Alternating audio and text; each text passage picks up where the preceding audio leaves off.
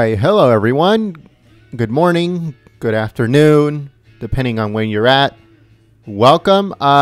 Yeah, Sarah Sanders is having a press briefing on camera, so we're going to have that soon. But first, we're going to start off with today's headlines. We're going to cover a few things that have been coming out, a few articles, breaking news, all that stuff. So get ready. And then after that, we will go to Sarah Sanders. It's scheduled to start at 11, which is in like 40 minutes, 50 minutes. So make sure to stay here at Golden State Times for the press briefing. But for now, we're going to cover some articles that I saw that is pretty interesting. So stay tuned.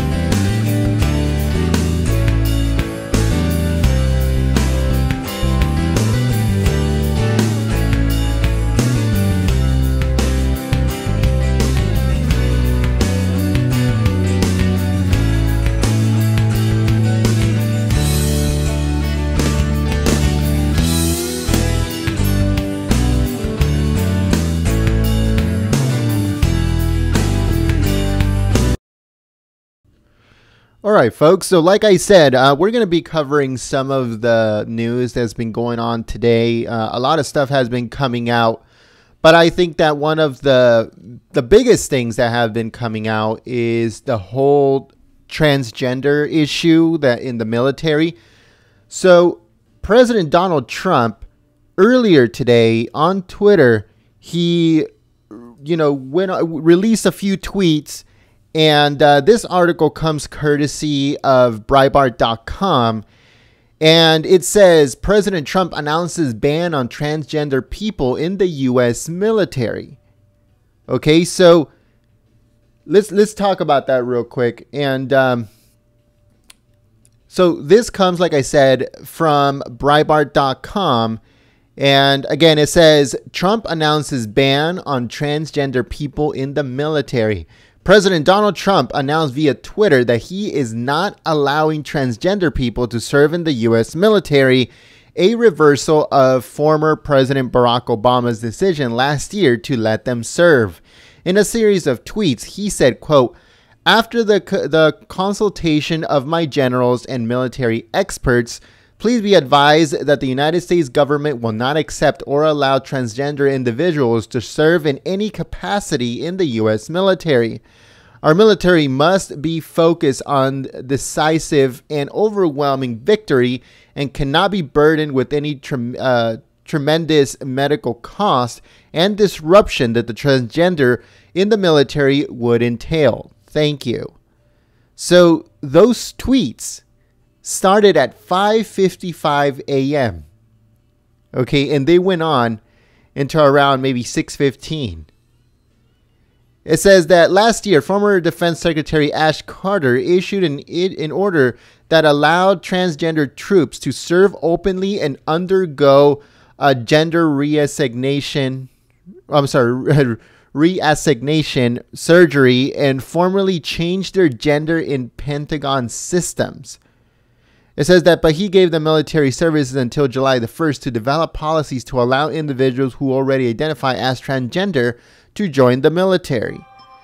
Defense Secretary Jim Mattis in June decided to delay that decision, giving the military chiefs another 6 months to review whether to allow transgender people to enlist would affect the readiness and lethality of the force.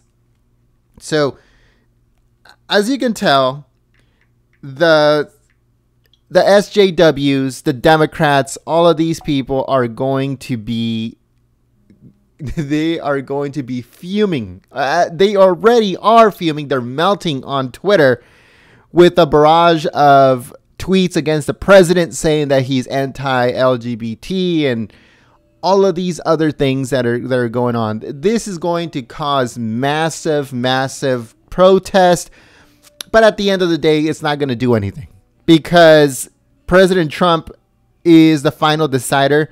If he wants to allow transgender in the military, that's his prerogative. That is why he's the chief. That is why he's the commander and chief of the United States, and he is the commander of the military, right? So at the end of the day, he can do whatever he wants with the military. If he thinks that the military is going to be more effective and the military is going to be more ready, and and everything is going to work better for the military by banning transgenders, then that's what he thinks. And like he said, he got counsel from his chief of staff, and also from the people within, what does it say right here? With his military experts and his generals. Okay, so he didn't really come up with the conclusion himself. He wanted a group of his generals, the group of his military experts, and ask them questions and be like, you know what? Is this going to be an issue? Do we really need to do this? Should this even come up? Like, why is this even a thing? Right?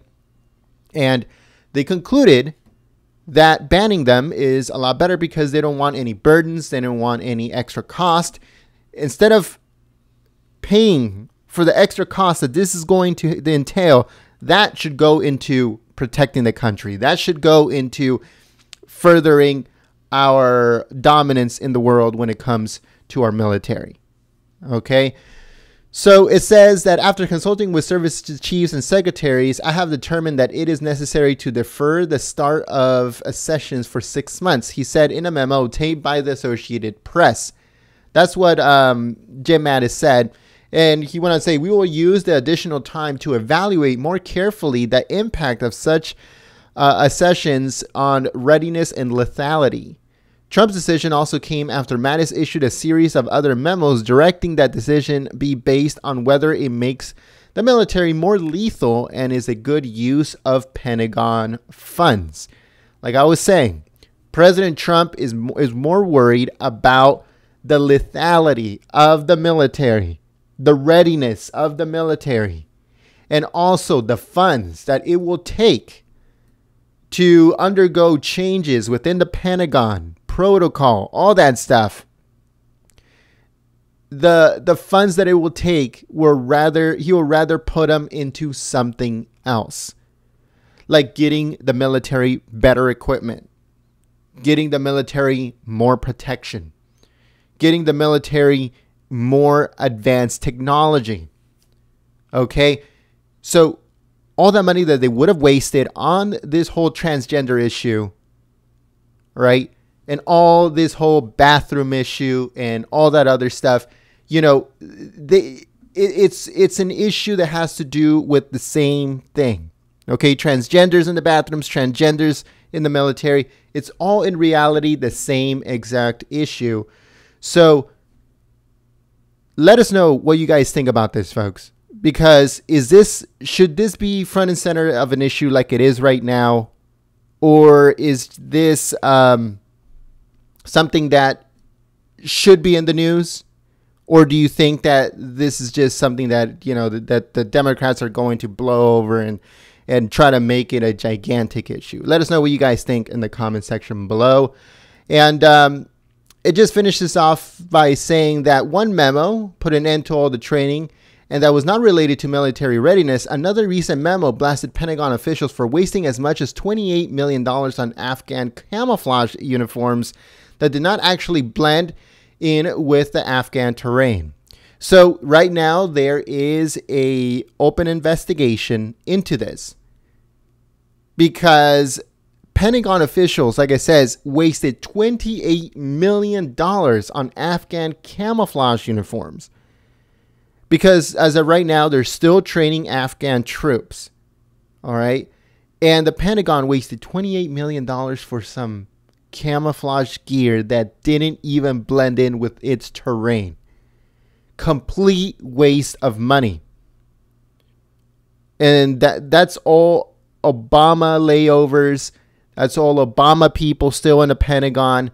And they need to fire them. They need to get rid of them as soon as possible. Get them out of there. Why are they still there?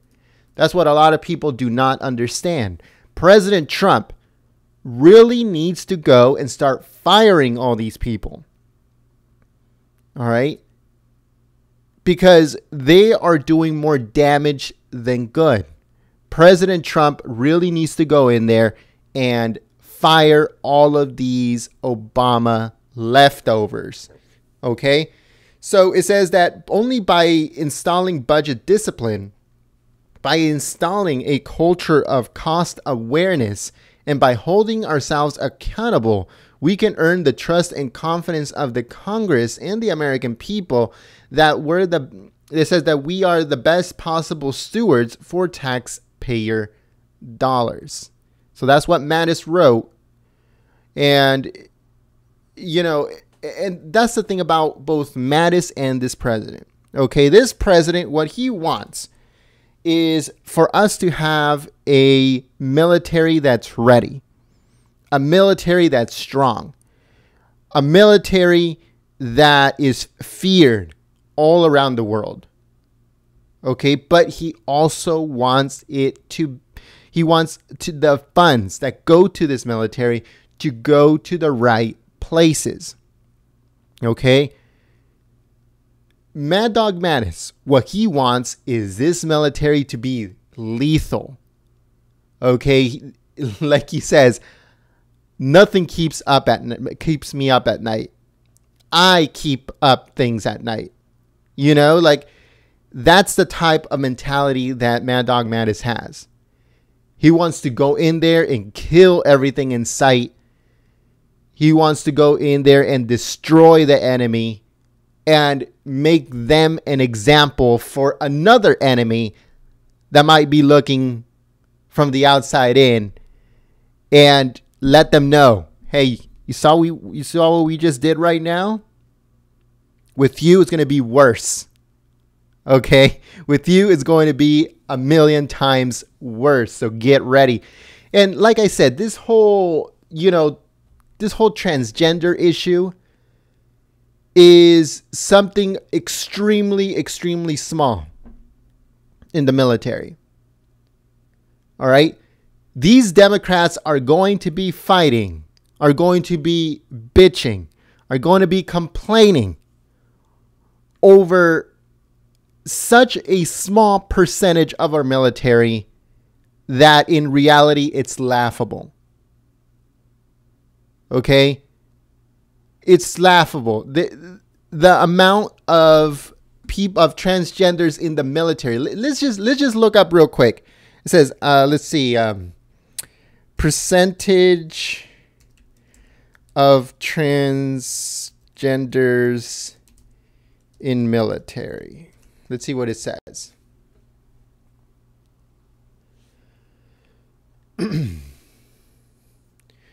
All right, so according to leftist media, let's see. Are you going to show it or what? All right, so according to a 2016 Rand Corporation study, it shows that approximately 1.3 million who are considered active duty members of the military were in 2014. It says about 2,450 of them were transgenders, making up at least 0.1 to 0.5% of active duty military. So it says, in addition, it's estimated that about 1,510 transgender people serve in the selected reserves. So, like I said, it's such a small percentage of active duty and reserve military personnel that are transgender. Okay? But if President Trump would have let this go, it could have potentially inflated to a substantial percentage. And not only that, the issue with funds would have exploded. Why? Because if they would have gone into the military, if other transgenders would have been like, oh, now I can go into the military and, get free services and do this and do that. I'm just going to go for that and try to get as much, out of it. Okay. There has been reports that in Guantanamo Bay and also in other prisons, they are having these people that consider themselves transgender to get sex change surgery off the backs of the American people, paid for by American taxes. You and I are paying for those people's sex change. So President Trump understands this issue. He doesn't want that type of burden on the military. That's why it's easier for him to ban it and not have to worry about it for the next 8 years, than to let it go and have it balloon into a situation where at the end of the day, a ton of money could have been wasted on extra resources that would go to these people, these transgenders, that in reality, we don't need that cost. We don't need that burden. We don't need to waste our funds on this situation. We need to waste our funds, or not waste, but use our funds on better stuff, on more readiness for our military. All right. But you guys know for a fact that the Democrats are not going to let this go. This is going to be the next talking point from today. You're going to see at the press briefing that is coming up in just a little bit that the mainstream media is going to go crazy. Every single question, one after another, one prostitute after another, is going to be asking the same exact question. What about transgenders? Why did you ban transgenders? Don't you know that the transgender issue is really big right now? Don't you know that there's like this huge, debate and protest and all this stuff in Texas regarding the bathroom issue? Don't you know this? Don't you know that? So they're going to try to make the transgender community such a I wouldn't say a target, but such an issue that is going to go on for the next few weeks. All right, they're going to try to victimize them. That's what I was trying to get at. They're going to try to victimize the transgender community so much to attack Trump. And that's the only reason. Because the prostitutes can care less about the transgenders. The Democrats can care less about the transgenders. They only need them for either views for the mainstream media and for votes for the Democrats. That's the only reason why they would even bring it up. Okay? So that is the issue right now going on with the whole transgender thing. Again, there are only, 2,450 transgenders in the military right now active. Okay, that's 0.1 to 0.5% of active duty military. In addition, it says that there are an estimated 1,510 transgender people in the selective reserves. So that is literally less than 0.1%. All right. And you will not hear the end of this. Let's see how many, as of right now, how many number of active military in U.S. Let's see how many active military personnel as of right now. All right. So we have 1,429,995 active military personnel. Okay, let me say that again. 1,429,995 active military personnel.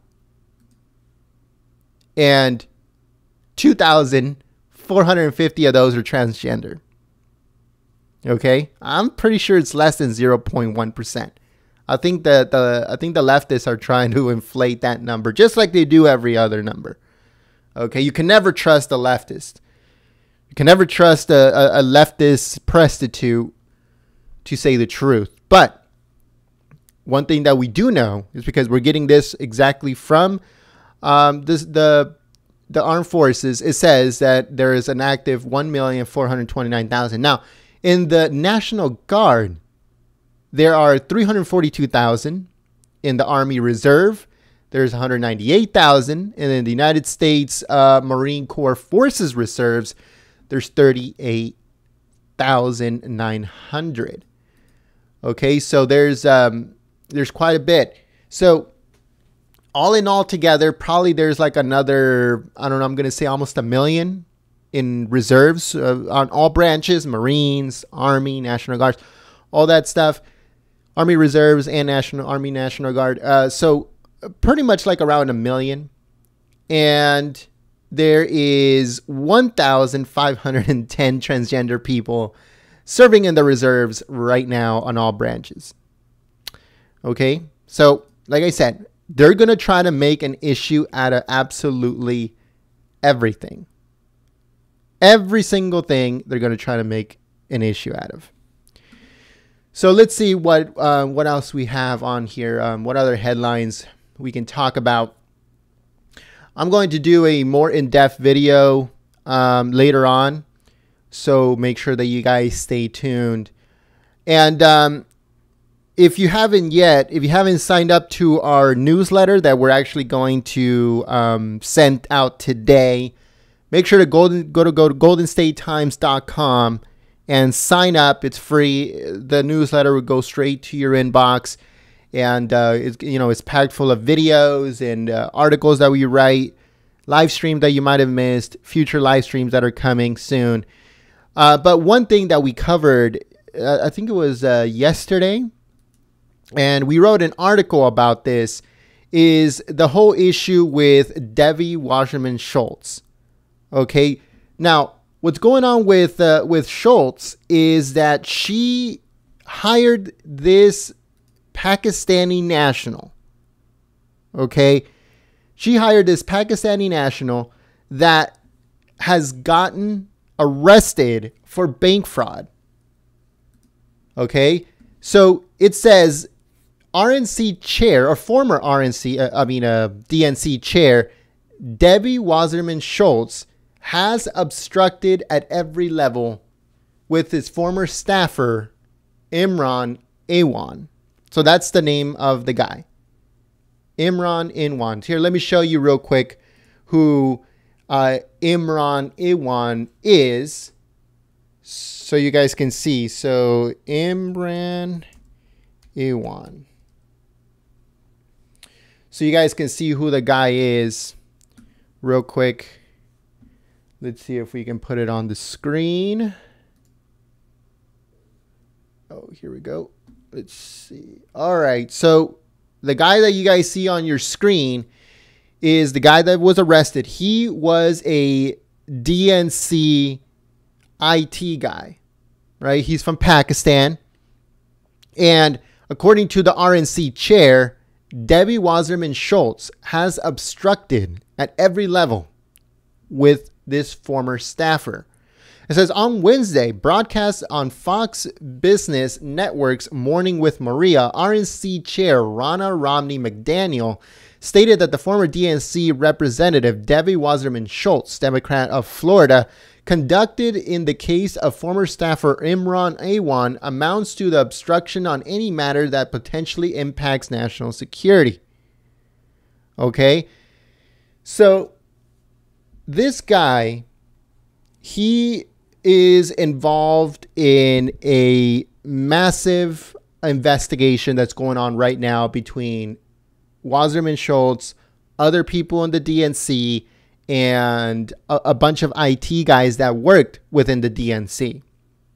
Okay, so McDaniel said, quote, "We have to get to the bottom of this And Debbie Wasserman Schultz has obstructed at every level on something that affects potentially our national security.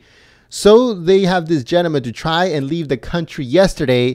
And now we have their bank fraud. Now we know that they have committed bank fraud. And we know that he destroyed hard drives. And when you read the story about the Marine that found them in the apartment he was trying to rent, I mean, it's a long story, but something we have to get to the bottom of. We're not hearing the Democrats talk about it at all. Where is Debbie Wasserman Schultz? And we also need to know why the DNC never turned over the hard drives to the FBI to review it as to their hacking. So here, let me give you guys a little bit more of a rundown of exactly what is going on with this guy, and we'll go on from there. All right, so like I said before, he is a house IT specialist. His name is Imran Awan. He was arrested Monday night in Dulles International Airport in Virginia, about 30 miles away from D.C., on bank fraud charges. He was trying to leave the country. Awan, a Pakistani national, was the House IT aide working for Representative Debbie Wasserman Schultz, the former Democratic National Committee chairwoman, and also worked with many other Democratic leaders. Debbie Wasserman Schultz allegedly is at the center of a scheme that is involved in double charging the House for IT equipment and may also have exposed House information online, according to multiple reports. Schultz, who has been on damage control because her spokesperson said, quote, Awan has been fired as of Tuesday. That is a day after he was arrested. And they went on to say, quote, Mr. Arwan previously served as an employee in our office, but his services have been terminated. It says that in March, a group of House Democrats fired Awan and other staffers over their alleged involvement in a scheme that is looming as a criminal investigation. It says that Awan and his family had been working for the Democrats for many years. So, like I said, this guy is, along with Debbie Wasserman Schultz, extremely crooked. Let's see if I can find a little bit more information on Awan real quick.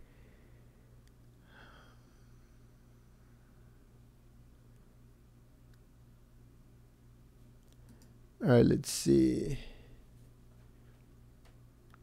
Okay, so it says House Democrats fired 2 IT staffers amid criminal investigation. 2 House Democrats this week fired technology staffers linked to an ongoing criminal investigation for more than a month after a couple in question was barred from House computer networks. Representative Gregory Meeks, Democrat of New York, confirmed to Politico that Hina Aliv's last day as an IT support staffer in his offices was Tuesday. Her husband, Imran Awan, was working for Representative Marcia Fudge. Okay, like I said before, this guy worked for a couple of Democrats, not just Wasserman Schultz, but others. It says, as of Tuesday evening, according to a spokesman for Fudge, they said midday Wednesday that Awan was no longer an employee. So they are firing these people left and right. Why? Because this guy, along with his wife and cousin and nephew and all of this, they're all involved in this scam. All right. It says, as of Wednesday, Awan was still working as a technology advisor for Representative Debbie Wasserman Schultz. And you know, like what they were saying, that he got fired on Tuesday, even though he got arrested on Monday.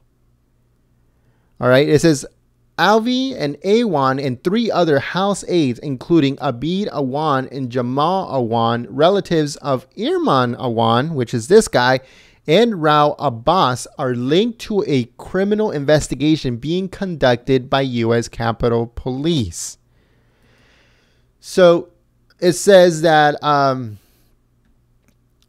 multiple Democrat lawmakers have yet to cut ties with other House staffers under criminal investigation for a wide-ranging equipment and data theft. So I guess that they were overcharging for IT services. And it says Imran Awan, a longtime House staffer who worked for more than 24 Democrats since 2004, who was employed by Deborah Wasserman Schultz, it says, has been blocked of the House IT network as of last week.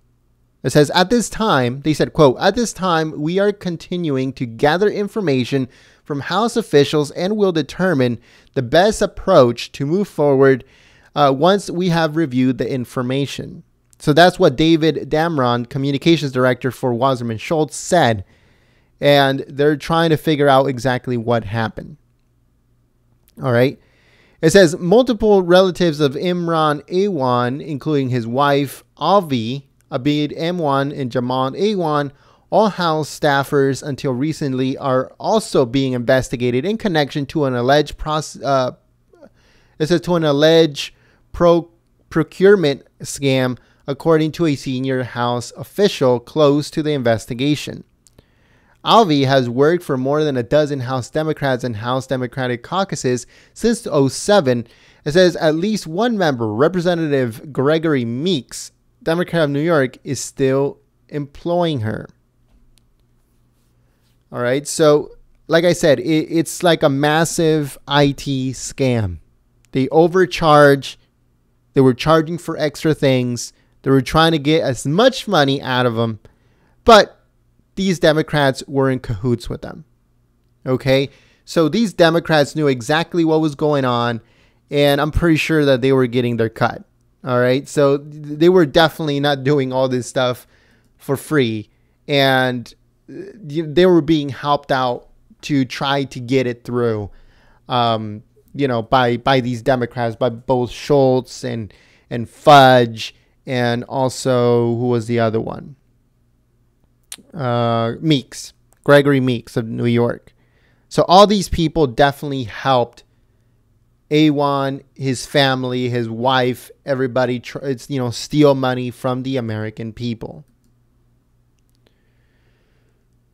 All right, give me 1 second real quick, and then we'll continue on this issue. We'll go on to a next one. And then we'll go on from there. Sarah Sanders, press secretary, is going to have a press briefing. That was going to start off soon. So like I said, don't go anywhere. And we'll start off with Sarah Sanders. There also right now, there is a Senate debate on healthcare. So as you guys know, yesterday they voted to start the debate on healthcare, to start the debate on Obamacare repeal. So we're going to see what's going on with that. And we'll go on from there. So there's an exclusive right now by Rand Paul, and it says, let's repeal Obamacare now. All right. So Rand Paul has been in the middle of this, going one way, going another way, trying to figure out, what's the best position to repeal and replace Obamacare. He has been an advocate going against the Republican bill, saying that, it's just a tax break.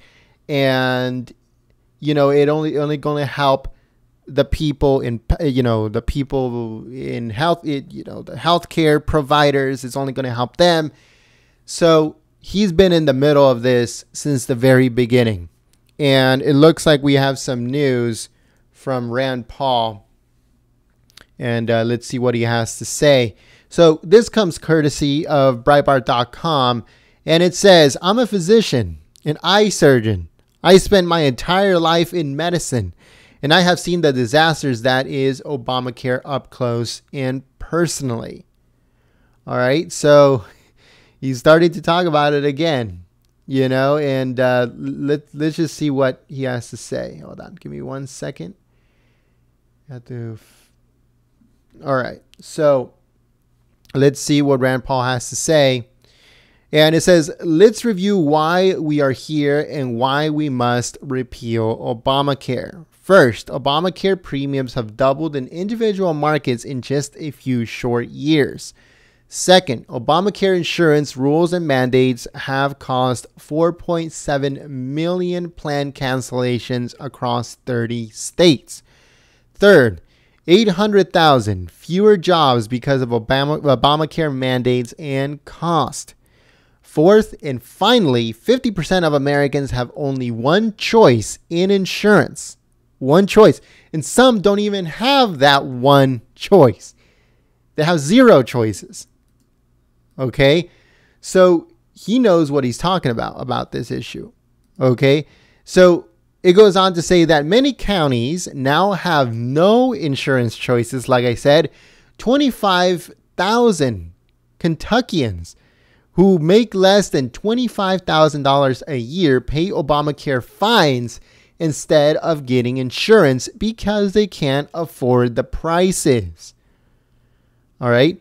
It says this bill is a clean repeal, though only a part. It says this bill is a clean repeal, though only a partial repeal. It says Senate rules prevent a complete repeal from being considered today. So this bill is just the beginning. This bill begins to unravel the nightmare of Obamacare.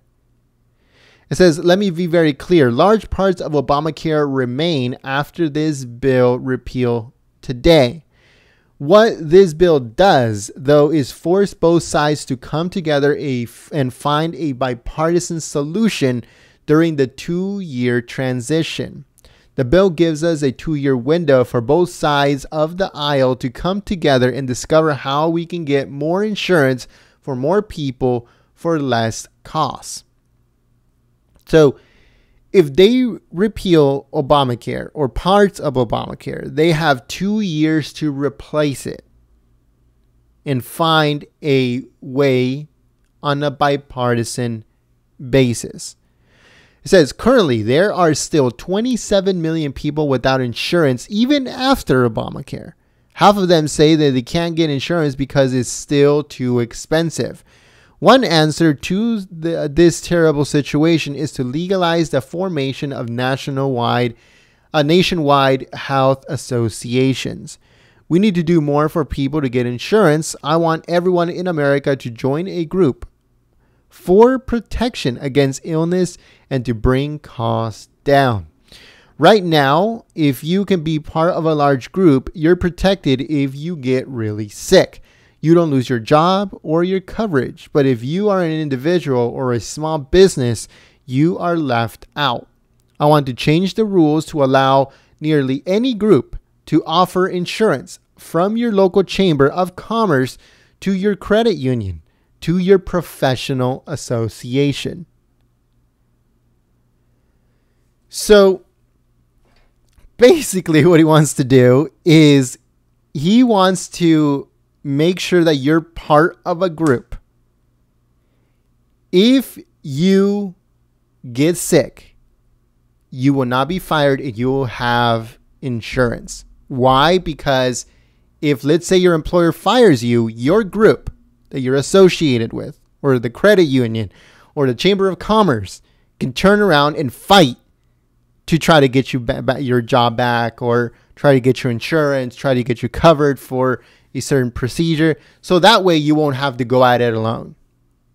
That's basically what Rand Paul is saying. Okay. So let me just do this real quick. All right.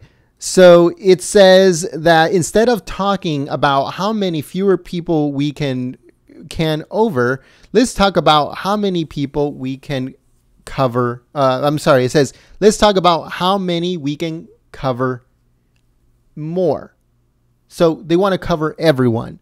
We have to bring competition to healthcare and let the market bring down prices. We can only do that by dramatically expanding the size of scope of healthcare savings accounts.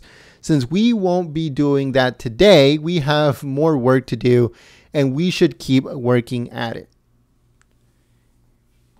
He said, we have to start somewhere, and where we should start is where we all promised we would be. Here to repeal Obamacare. It is time to keep our word to the American people. It says, we all ran on it, but one GOP senator voted for it previously in 2015. It is simple. If you are against the taxes and mandates of Obamacare, you have the obligation to vote for this bill today. So that's what his stance is now on Obamacare. He definitely wants to repeal it. Now, when it comes to the replacing part, he believes that there should be a health savings account where you can be associated with a certain group, let's say a credit union or chamber of commerce or, some type of association, and have that association both get you health insurance, make sure that you can pay for it, and help you in case you get fired, if in case you go to the hospital and you have to, and you're in there for a while, or you get hurt and you need, like compensation or anything like that. So that, as of right now, that is what Rand Paul believes, and Obamacare is definitely going to be repealed at some point. Okay, a lot of people thought it was yesterday, including myself. I gotta admit, including myself. But no, all that was yesterday is a motion to start the debate on repealing Obamacare. So it's still a long road. It's still a long road, folks.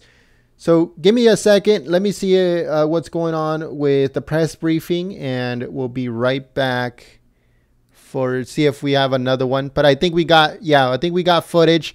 So here is the press briefing at the White House with Press Secretary Sarah Sanders. So here we go.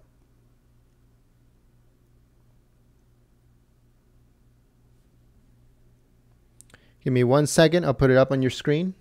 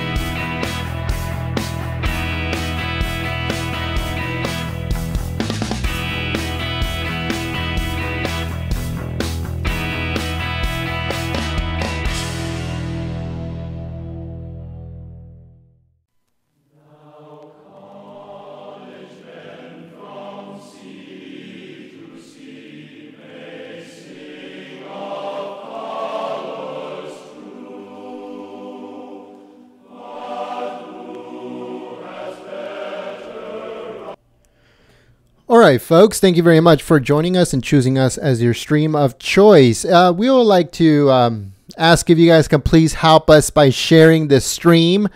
I'm going to be posting links. All you have to do is just click on it, whether you have Twitter or Facebook or whatever. All you have to do is just click on the link and push post or push tweet. That's all you have to do. We did all the rest, trying to help you guys out so you can help us out. Like I said, all you have to do is just click on the link and it'll take you to Twitter or Facebook and just post it. That's it. Thank you very much for all those that are sharing the stream and helping us out. You guys do an awesome job and we thank you very much. So Sarah Sanders is set to come out soon, so don't go anywhere.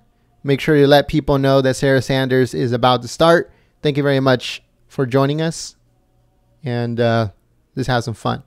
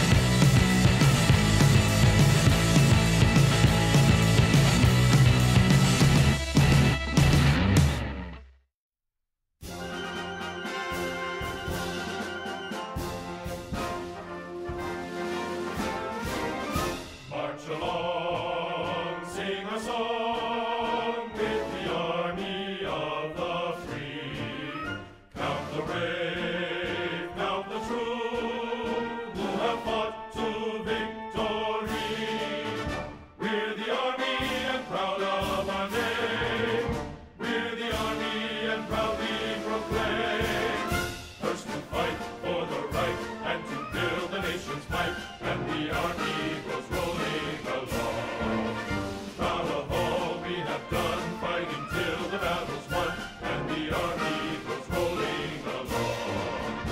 And it's high, high, hey, the army's on its way. Count off the cages loud and strong. For wherever we go, you will always know that the army goes rolling along.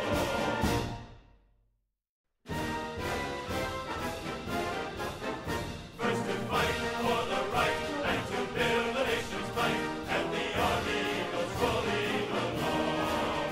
Proud of all we have done, fighting till the battle's won, and the army goes rolling along. And it's high, high, hey, the army's on its way. Count off the days on its run. For wherever we go, you will always know that the army goes rolling along.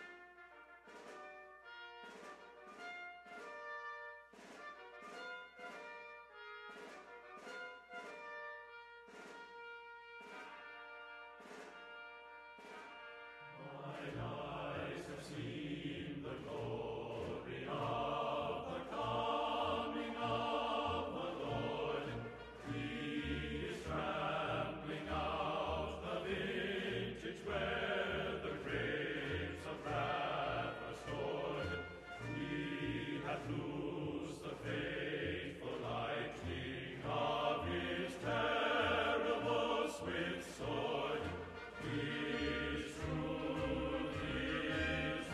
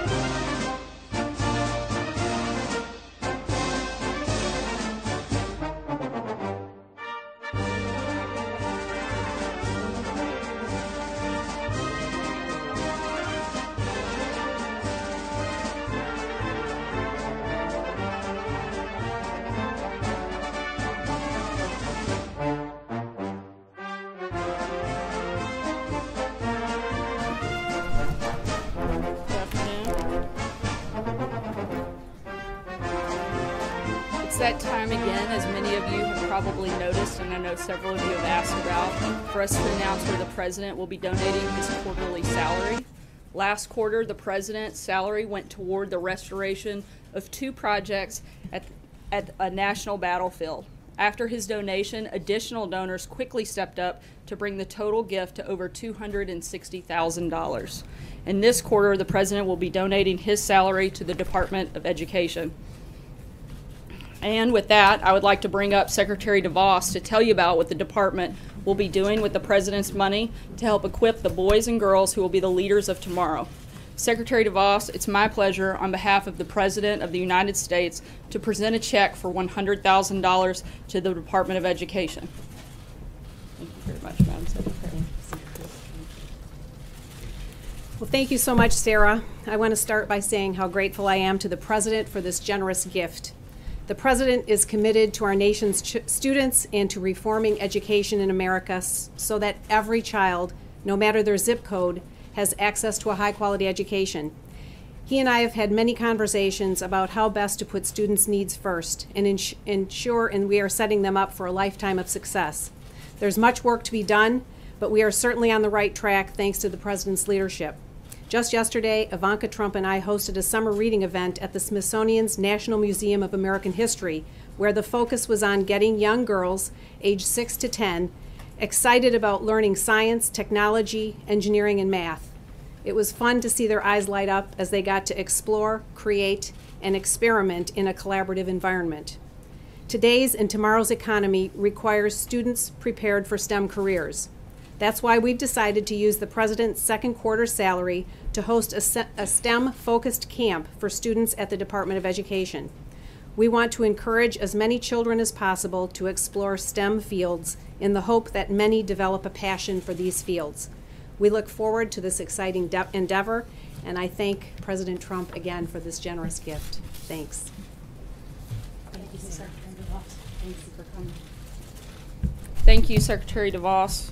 Thank you for coming and being here for that today. Now, I know Anthony's probably a little bit disappointed that he's not up here today, but since he did some TV this morning, he was able to go ahead and get his hair and makeup done, so I think he'll be okay. As Anthony said when he was up here last week, we're looking to mix things up a little bit. From time to time, I'd like to give us all a little reminder of why we're here every day, which I imagine for most of us is because we love our country and want to make it better. I've spent a lot of time around the president over the last year, and I know exactly why he's here. He's tough, he's a fighter, he's a strong leader, and he's somebody who deeply loves this country. And he loves its people, and he wants to make America great again. In Washington, it's often easy to go to work, get lost in the process, and forget why we're here every day. The reason we're here is to serve the American people. And today I'd like for you to indulge me and let me tell you a little bit about what that means for me. To the best of my knowledge, I'm the first mom to hold the job of the White House press secretary. That says less about me than it does about this president. It's not just with personnel, it's about people and it's about policy. Empowering working moms is the heart of the president's agenda, particularly when it comes to things like tax reform. I have 3 children, and the oldest, Scarlett, starts kindergarten in a few weeks. Scarlett and every little girl in America should grow up in a country that if we deliver on the president's agenda of better jobs, better health care, and a better tax system, that incentivizes women to work and raise children. As a working mom, it's not lost on me what a great honor and what a privilege it is to stand here at the podium, and I thank the president for the opportunity. I'll always do my absolute best to truthfully answer your questions and deliver the president's message. Jonathan, I'll preempt you from asking that question later. But I also hope to send my daughter a message, and to every other kid in America: don't listen to the critics, dream big, and fulfill your potential, because in this country you still can. To remind us a little bit more often about some of the forgotten men, women, and children that we're here to serve and that the president is fighting for, we're going to start the White House briefing every once in a while with a letter or an email that we may receive from some of those individuals. To kick it off with that process, I'd like to read you a letter from 9-year-old Dylan. My name is Dylan Harbin, but everybody calls me Pickle. I'm 9 years old and you're my favorite president. I like you so much that I had a birthday about you. My cake was the shape of your hat. And then Dylan goes on to ask a few questions. How old are you? Dylan, President Trump is 71 years old. How big is the White House? The White House is 168 feet long. It's 70 feet tall on the south side and 60 feet 4 inches tall on the north. And it takes 300 gallons of white paint to cover the exterior of the White House residence. It has 132 rooms and approximately 55,000 square feet. How much money do you have? Dylan, I'm not sure, but I know it's a lot. I don't know why people don't like you. Me either, Dylan. You seem really nice. Can we be friends? I'm happy to say that I directly spoke to the president, Dylan, and he would be more than happy to be your friend. My picture is in here, so if you can, see me and say hello. Dylan, I hope you're watching because the president wanted me to personally tell you hello. Your friend, Dylan. Dylan, thanks for writing to the president, and if you're ever in Washington, D.C., I hope you'll stop by and let us show you around the White House. And with that, I'll take your questions. Steve. Sarah, Jeff Sessions was here today. What was he doing here? Did he meet with the president? And what does the president think about the conservatives who are rallying behind Jeff Sessions, saying he's essential to staying in his office? The Attorney General was here for other meetings, not with the president. It was a principals committee meeting, and did not see the president while he was here. I think the president's been very clear about where he is. He's obviously disappointed, but also wants the Attorney General to continue to focus on the things that the Attorney General does. He wants him to lead the Department of Justice. He wants to do that strongly. He wants him to focus on things like immigration, leaks, and a number of other issues, and I think that's what his focus is at this point. If the Attorney General launches a leak probe, would that help his status with the president? I don't think that's the nature of the relationship. Again, I think that the president is disappointed. He stated that, and I don't think there's anything more to add beyond that at this point.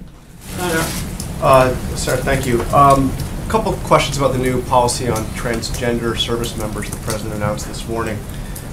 First, what happens to transgender service members now? Are they immediately thrown out of the military? That's something that the Department of Defense and the White House will have to work together as implementation takes place and is done so lawfully. So it's possible, because I see that, the president was pretty clear in his tweet that transgender individuals, he will not accept or allow a transgender individual to serve in any capacity. So does that mean that those that are now in theater, that are now deployed to Afghanistan, for example, will have to be immediately sent home and discharged? Again, the implementation policy is going to be something that the White House and the Department of Defense have to work together to lawfully determine. And I would imagine the Department of Defense will be the lead on that and keep you posted as that takes place. Why did he decide to do this, given that during the campaign he had declared that he would protect the rights of transgender individuals? He said he would be better on this issue than Hillary Clinton, and now he's turned the clock back on this issue regarding the military. The president has a lot of support for all Americans and certainly wants to protect all Americans at all times. The president's expressed concern since this Obama policy came into effect, but he's also voiced that this is a very expensive and disruptive policy, and based on consultation that he's had with his national security team, came to the conclusion that it erodes military readiness and unit cohesion, and made the decision based on that. Kevin. Thank you, Sarah. If I could follow up on what Jonathan just said, that the president actually tweeted, "Thank you to the LGBT community. I will fight for you," while Hillary brings in more people that will threaten your freedoms and beliefs. And so I'm wondering, you said the policy, the president in general wants to protect all Americans. Does this shift in policy protect transgender Americans, and what is the message that he is attempting to send to them by making this shift in policy? And if I could follow on healthcare. Let me answer that first Sure, question, sure. then we'll come back to healthcare. On that, the decision is based on a military decision. It's not meant to be anything more than that, and it's simply about, obviously, it's a very difficult decision. It's not a simple one, but the president feels that it's the best one for the military. Okay, on healthcare then, if I could follow really quickly, can you repeal and replace the Affordable Care Act and still protect Medicaid funding? We're talking about the most dependent among us, and the need for Medicaid is great, and that seems to be a major concern among some lawmakers, including Alaska Senator Lisa Murkowski. So I'm wondering, from the president's perspective, if congressional lawmakers do send him a repeal that does not protect Medicaid funding, is that something he would still support? And what is he doing to try to protect Medicaid as it is now? The president's been clear that he wants to protect those that are part of that program, but also very focused on repealing and replacing. We're working through that process. Excited about the progress that was made yesterday, and we're going to continue pushing forward until we get a new and better health care plan. Francesca? Thank you, Sarah. One short thing and then questions. Can you provide us with a copy of the letter that you read? Maybe even hold it up or just read a copy to us? I'll be happy to. That would be wonderful. Knock out Dylan's name, last name. Yes, thank you. But back on Attorney General Jeff Sessions, you said that he didn't meet with the president when he was at the White House this week. Has he spoken to the president this week? Do you know when the last time the two of them spoke was? I don't believe they've spoken this week. I'm not sure on the time frame. Okay, and then another follow-up on Jeff Sessions. You said that the president, you said that the president has been very clear about his position on Jeff Sessions, and yesterday the president said that he wasn't leaving him to, quote, twist in the wind. But he continued to tweet about him this morning. If he is so frustrated and so disappointed in him, why doesn't he just ask him to resign or fire him? Why does he continue to just tweet about him instead? Look, you can be disappointed in someone but still want them to continue to do their job, and that's where they are. Continue in that job? I think that I made clear last week, if there comes a point he doesn't, he'll make that decision. Blake? Thank you. Let me have you please clarify, if you can, some comments that the president made in the Wall Street Journal interview yesterday about tax reform. He said, and I quote here, "The truth is the people I care most about are the middle-income people in this country who have gotten, as he says, screwed. And if there's upward revision, it's going to be on high-income people." On that upward revision part, what exactly was the president talking about? Is it a revision from his plan on the personal side at 35%, or is it revising it up from the current tax code? Yeah, when we get ready to walk through the full details of the plan, I'm happy to do that at that time. But right now, we're focused on the three big priorities of the tax reform: a simple, fair tax code, middle-class relief, and creating jobs. That's where we are right now. We're continuing to work through that process, and we'll make announcements as we have Let me specifics. just ask you then a more general question on that. Does the president believe that the wealthiest Americans deserve a tax cut? I think the president is looking and prioritizing middle-class tax relief. He's made no secret about that. That's one of the biggest priorities of the three things that he's focused on when it comes to tax reform. Jordan? Thanks, Sarah. Two questions for you. First, the president has had almost 24 hours to review the Russia sanctions legislation. Has he decided if he's going to sign that? Well, it's a little bit more complicated than that. Senator Corker actually came out earlier today and said that he's not fully supportive of where the bill stands. We expect that there's a possibility that more changes take place, and so we're going to see what that looks like before we make a final decision. But I can tell you that the White House, the President, and the entire administration, as we've said many times before, strongly supports sanctions against Russia, Iran, and North Korea. My second question is the President considering looking at any kind of policy about transgender people serving in the White House now that he's tried to make a decision on transgender people serving in the military? No, once again, this was a decision based on what was best for the military and military cohesion, and on the counsel of his national security team. Go ahead, Major. So the impression we get at the Pentagon is they were a little bit flat-footed by the president's tweets. And as I understand it, this was and has been for the last couple of weeks a conversation here specifically about TRICARE coverage for transgender procedures, and it suddenly evolved for the president to then go on Twitter to announce this ban. And as you already told us, the White House and the Pentagon are going to have to lawfully implement that. Typically when you have an announcement of this magnitude, all of that work has been done at the procedural level between the bureaucracy of the Pentagon and the White House. Why wasn't any of that work done, and why was the Pentagon caught so surprised this morning by the president's tweets on that? Yeah, as I said before, that the president's national security team was part of this consultation. You mentioned yourself that there have been ongoing conversations. When this one particular smaller issue, not a whole ban. Right. When the president made the decision yesterday, the Secretary of Defense was immediately informed, as were the rest of the national security team that had been part of this ongoing conversation. But you can't answer the question of what's going to happen to transgenders who are in the military now. Shouldn't you have been able to answer that basic question with a policy of this magnitude? Look, I think sometimes you have to make decisions, and once he made a decision, he didn't feel it was necessary to hold that decision, and they're going to work together with the Department of Defense to lawfully implement it. Okay, one last thing on Sessions, just because this is the baseline question. You said earlier the president was frustrated. Is that frustration now in the past?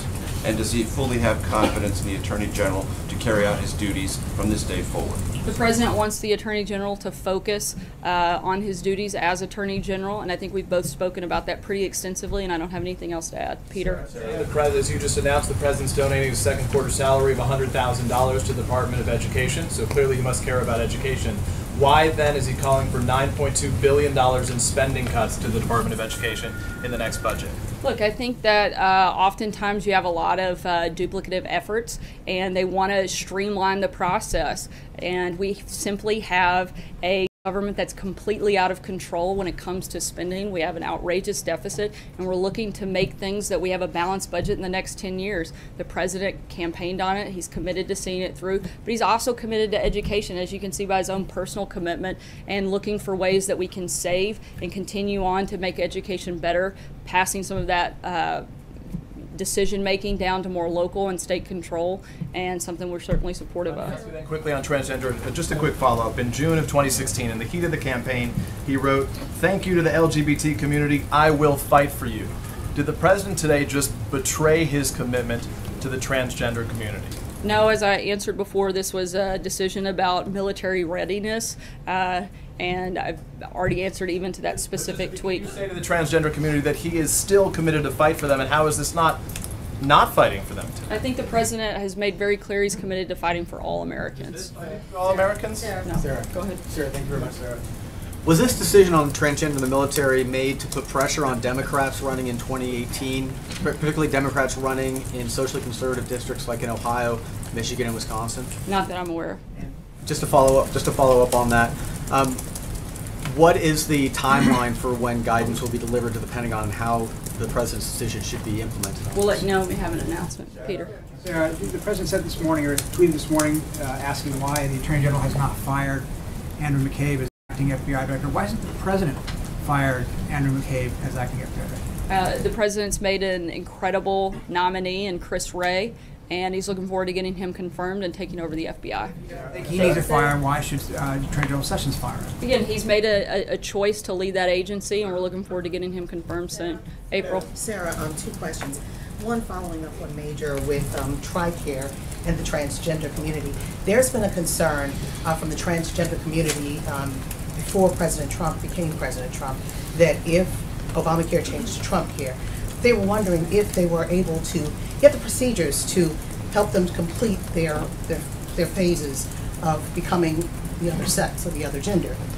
What do you say to those people who are seeing this now with this ban in the military? What do you say to Transgender America who wants to continue with the change? Maybe some who already had part of the change and want to do the change and are scared because of what's happening now, not for certain. What do you say to Transgender America?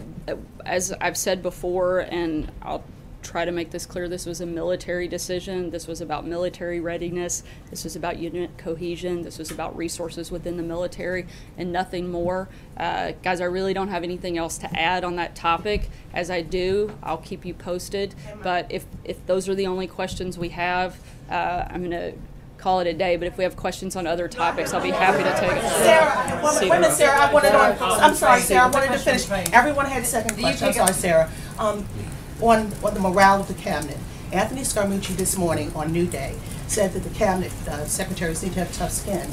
How is the president working with the cabinet secretaries right now? How does he build their morale after all of this with Sessions and we're hearing things that are coming out of state about Rex Tillerson? How is the president working on their morale? I think the same way he works with all of us. He empowers us to do our jobs. And I don't think it matters whether you're a cabinet secretary or a low-level staffer. We're here to do a job. He's asked us to do it, and he expects us to get it done. And I've spent a good bit of time with quite a few cabinet secretaries over the last couple of days, and morale is high. One more point about transgender service members, not here in this country, but overseas. And there are 18 countries where transgender service members are allowed to serve openly. The UK is one, Australia is another, Israel is a third. The president in his tweet this morning referred to disruptions. What does he mean? And is he concerned that there are disruptions in our allies' militaries in Australia and the UK and Israel? And should we worry about that from a military standpoint? As I said earlier, this decision was made after extensive discussions with his national security team, and the president decided it was in the best interest of the military to end this Obama policy. I can't speak to anything about another country. Pretty focused on making sure we get good things happening here. Zeke. First off, you were talking earlier about what the president wishes Attorney General Sessions to be doing in his job right now. Why hasn't the president picked the phone or invited him over when he was into the Oval Office when he was in the building? Does the president have any intention of speaking with the Attorney General this week? I'll keep you posted if he does. John? Second question on the transgender service member issue. You mentioned this is the president reached this decision to improve or maintain unit cohesion. How does it maintain or improve unit cohesion to leave thousands of service members, some who may be overseas, serving in units overseas, in the dark about their status within the military? Once again, this was a decision made after the consultation with his national security team and decided the best decision. I want to ask you about a tweet the president had on Sunday. He said, "It's very sad that Republicans, even some that were carried over the line on my back, do very little to protect their president." Which Republicans is the president talking about, and what would he like to see from them? What sort of protecting? I'm not going to call out any senators by name up here today, but I think the president is very committed to a robust agenda and changing America for the better. And Republicans have both the House and Senate. He's hoping they'll join him in pushing forward a lot of the policies that most of those people campaigned on, like repealing and replacing Obamacare. I think that's a perfect example of Republicans needing to step up to commitments that they made during the campaign and since being elected and get those things done. Guys, I hate to cut it short. The president's got an event, as I know you can all hear by all of the cheering children. I hope that we can join together in welcoming the boys and girls from Girls Nation. Thanks, guys. Policies the president